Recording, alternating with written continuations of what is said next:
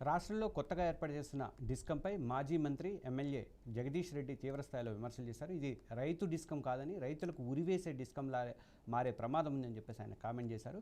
30 లక్షల మంది వినియోగదారులకు ప్రస్తుతం దాదాపు 13,000 మంది సిబ్బంది పనిచేస్తుండగా కొత్తగా కేవలం 1000 మంది ఉద్యోగుల్ని నియమించడం ఎలా సాధ్యమని చెప్పేసి ఆయన ప్రశ్నించారు. ఇప్పటికే సిబ్బంది కొరతతో విద్యుత్ ఉద్యోగులు ఇబ్బందులు పడుతున్నారని చెప్పి జగదీష్ రెడ్డి గుర్తు చేశారు. ఈ పరిస్థితిలో కొత్త డిస్కం ఏర్పాటు చేస్తే ఉద్యోగులపై మరింత ఒత్తిడి పెరుగుతుందని, వ్యవస్థ మరింత సంక్షోభంలోకి వెళ్లే ప్రమాదం ఉందని చెప్పేసి జగదీష్ రెడ్డి హెచ్చరించారు. ఉద్యోగస్తుల విషయానికి వస్తే రైతులకి ఇంకా గొప్ప సేవలకు ఎక్కువ అందిస్తామనే మాటలో వాళ్ళు చెప్పదలుచుకుంది. రైతులు నమ్మించిన కొరికే దాని పేరు రైతులు పెట్టారు. ఒక్క మాటలో చెప్పాలంటే రైతుకి ఉరివేసే డిస్కమ్ ఇది. రైతుకు ఉరివేసే డిస్కమ్. రైతు డిస్కమ్ అని పెట్టి సరిపోదు, RUVPS అని పెట్టాలి. రైతుకు ఉరివేసే డిస్కమ్ ఇది. ఒక మాట చెప్పాలంటే ఎట్లా సర్వీస్ ఇస్తారండి?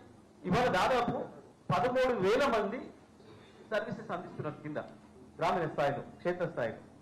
వాళ్ళ ప్లేస్ లో 13,000 మందిని తీసేసి 1,000 మందిని ఇచ్చి ఉద్యోగస్తులను 1,000 మందిని ఇచ్చి 13,000 మంది పనిచేసే చోట ఉడకమంటే 30 లక్షల మంది కన్జ్యూమర్స్ ఫోన్ చేస్తుంటారు.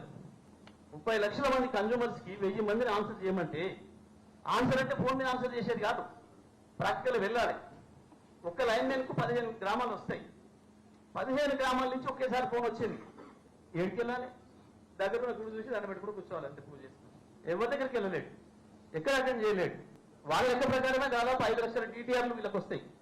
1000 మంది కేవలం 5 లక్షల DTRలను 30 లక్షల సర్వీసెస్ ని అడ్రస్ చేయడం అనేది మానవ మాత్రమైన పనేనా? సాధ్యమైతా?